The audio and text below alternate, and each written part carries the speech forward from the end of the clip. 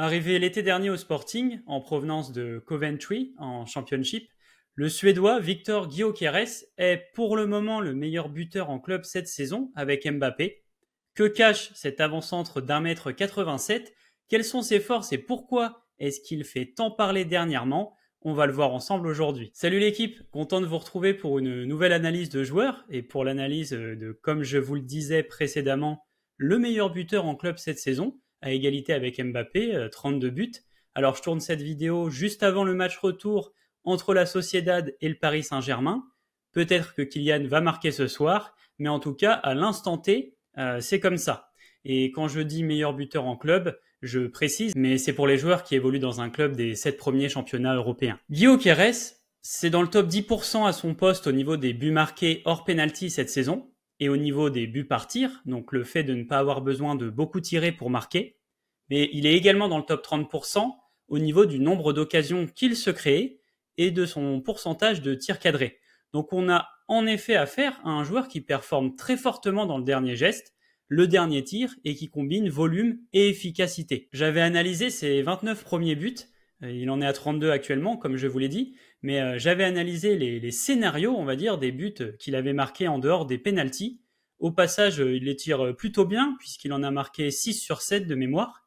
Mais voilà, sur quelle situation a-t-il marqué? Donc pour ce que j'appelle situation de position, vous voyez là, 2 buts, c'est dans le sens renard des surfaces. Donc c'est vraiment le fait qu'il soit là au bon moment pour reprendre un second ballon. 7 buts qu'il s'amène presque tout seul, c'est beaucoup, 7 buts, en éliminant un ou plusieurs joueurs, et on en parlera tout à l'heure, mais c'est un de ses points forts justement.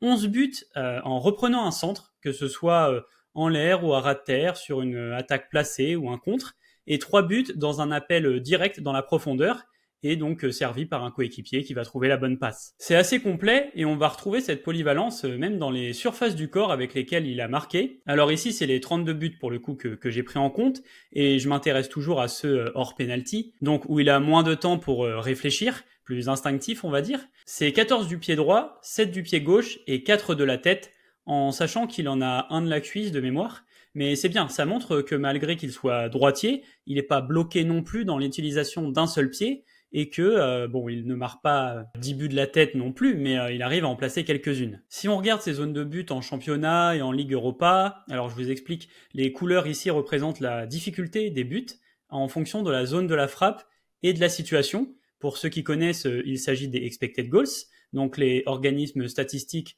ont des bases de données avec des millions de tirs au XXIe siècle, et du coup, en fonction des situations, on sait combien de chances un joueur a de marquer en moyenne. Ici, rouge, c'était un but difficile à mettre, jaune, c'est une difficulté plutôt modérée, et vert, c'est plutôt aisé. Et c'est bien parce qu'il a une bonne diversité de difficultés. Je trouve que c'est bon signe, car si tu as que des buts compliqués, ça peut vouloir dire que tu es en surperformance, et c'est presque impossible de reproduire ça toutes les saisons pendant toute sa carrière. Et à l'inverse, avec que des buts simples, on va dire, peut-être que dans un collectif qui roule moins, le joueur aura plus de mal à faire des différences par lui-même. Ici, on a donc un joueur qui, à la fois, sait se trouver dans des situations plutôt simples de marquer, se procurer des occasions de qualité, mais également marquer dans des positions vraiment peu avantageuses. L'une des choses les plus importantes pour moi également, c'est la régularité. On le regarde pas assez, mais si demain je vous dis qu'un joueur a marqué 30 buts en 29 matchs, c'est super impressionnant. Mais maintenant, si on sait qu'il a marqué 5 buts sur le premier, 4 sur le deuxième, et qu'en fait les 30 buts, il les a tous marqués sur les 8-9 premiers matchs en début de saison, mais que depuis il est à 0 but par match, c'est étrange et régulier du coup. Gyökeres, comme on le voit, il a marqué sur 23 des 35 matchs, donc 66%, ce qui est plutôt bon, et d'ailleurs on voit à gauche qu'en coupe il est super régulier. Si on prend les passes décisives en plus, c'est 26 matchs sur 35, donc 74% des matchs où il a une contribution décisive directe. Voilà, c'est aussi le genre de choses à prendre en compte, et ici c'est ok, sachant que c'est aussi le cas dans les plus grosses rencontres de son championnat pour le moment, et face à l'Atalanta en Europe. Voilà, il y a 6 matchs ici, 4 buts et 2 passes décisives. Bon, tout ça c'est très bien, mais ce qui met la lumière sur lui également, et qui fait qu'il intéresse autant, c'est son profil atypique. Pour un grand gabarit comme le sien, sa mobilité, sa participation au jeu. Gyökeres est top 10% en course balle au pied, course significative, et dribble réussi. Donc l'élite de la conduite de balle à son poste, mais aussi top 30% en passe tentée, ce qui montre une certaine implication dans le jeu, mais également en occasions créées pour ses partenaires, donc avec des caviars. Pour vous montrer tout ça de plus près, on va regarder ses matchs d'Europa League où il a joué au moins une mi-temps. Alors en soi, il joue le match sur ceux que vous voyez là, sauf à droite, Stormgrass, celui-ci c'est 47 minutes de mémoire. On remarque bien sa contribution avec ses pass maps, celles en pointillé sont manquées d'ailleurs, mais voilà, c'est un joueur qui redescend, qui touche pas mal de ballons dans le cœur du jeu, proche du rond central, mais c'est aussi un joueur qui sait attaquer la surface avec ses passes, on en voit quelques-unes, sachant d'ailleurs que les violettes sont celles qui débouchent sur une occasion de but. Au niveau des dribbles, ici on a les adversaires éliminés. Sur ces mêmes matchs, au global on est sur du 50-50 en réussite, en sachant que les croix représentent une élimination manquée, sauf contre l'Atalanta où ici c'était vraiment compliqué. Sinon au global, voilà, il provoque pas mal pour un avant-centre, et surtout pas mal dans la surface. Il y a bon nombre de ces dribbles qui sont suivis d'une frappe, voire d'un but. C'est vraiment un outil de son arsenal pour parvenir à se créer de meilleures situations de but. Le mieux pour ça, c'est de vous le montrer. Donc j'ai ici son doublé contre Gil Vicente de mémoire, qui l'illustre très bien. Premier but, il récupère un second ballon dévié par un adversaire avec du monde autour. Il se baisse sur ses appuis, fait passer le ballon derrière sa jambe et marque dans le petit espace qu'il s'ouvre. Pour le deuxième, il est en entrée de surface, pas mal entouré encore, et il va faire un crochet pour passer entre les deux adversaires. On le voit bien, il passe vraiment entre, armer sa frappe et marquer. Donc voilà, c'est vraiment un point notable de l'attirail de Victor Gyökeres. Bon bah ok, c'est top, mais c'est quoi la suite? Bah personnellement, pour juger un petit peu le niveau d'un joueur, je regarde les 3 dernières saisons.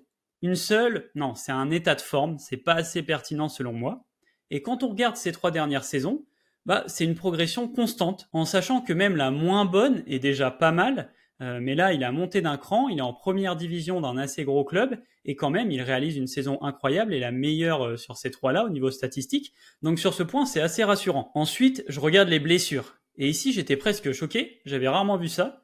Une seule blessure de 4 jours à la cheville en 2020. Bah, de nos jours, nombreux sont les joueurs qui se blessent pas mal, et la régularité de forme à ce niveau-là, c'est devenu de l'or. Donc c'est aussi un point qui va dans son sens. Personnellement, je suis quelqu'un d'assez méfiant. On sait que presque tous les top transferts sont des flops. Donc si c'était mon club, j'attendrais encore une saison pour être sûr, parce que je pense qu'il va partir pour cher. Mais on sait que de nos jours, les clubs se précipitent pas mal.